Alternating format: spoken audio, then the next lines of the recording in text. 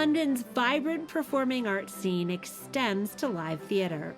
It is hard to come to the British capital and not take in a play or a musical. And if there is one place to do so, it is at the historic Theatre Royal Drury Lane.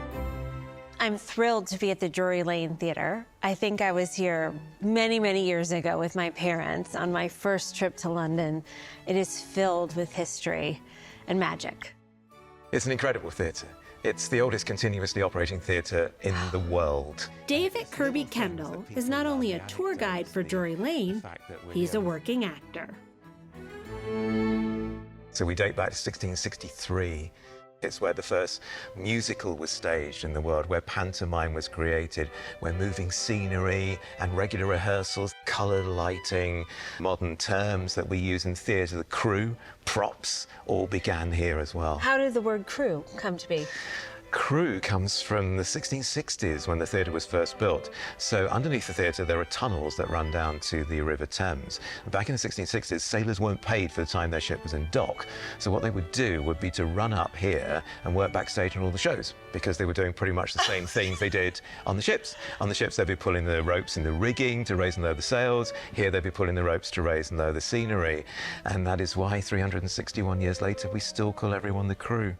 And the word props. The word props comes from David Garrick, who was our actor manager in the 1740s, 1750s. He's known as the father of modern theatre.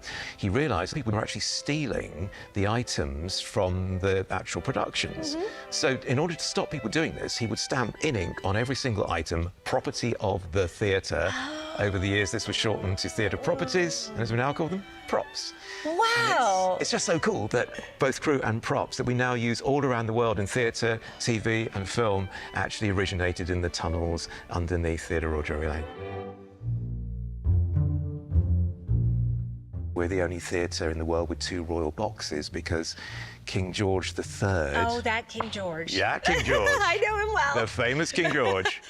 King George III and his son had a fight here. The prince turned up drunk as a skunk, as usual, to see a show. And King George walked up to him and said, "You are drunk, sir. Remove yourself this instant." "Yeah, well, perhaps you'd like to remove your personality." "Oh, no, you can't, because you don't have one."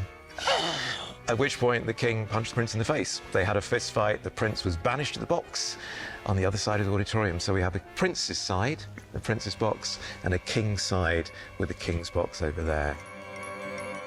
We tell a lot of ghost stories here. Yes, tell me one, because I love ghost stories. The man in grey is our most famous ghost, and he haunts the grand circles, the second level up, and is being seen by literally hundreds and hundreds of people.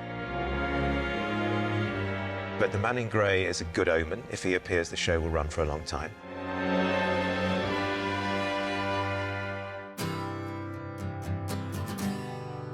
You can feel the energy in this place. There's a very, light, energetic, life-affirming. Yes. Andrew Lloyd Webber bought the theatre in the year 2000, and it was always his intention to one day restore it to its original Georgian glory.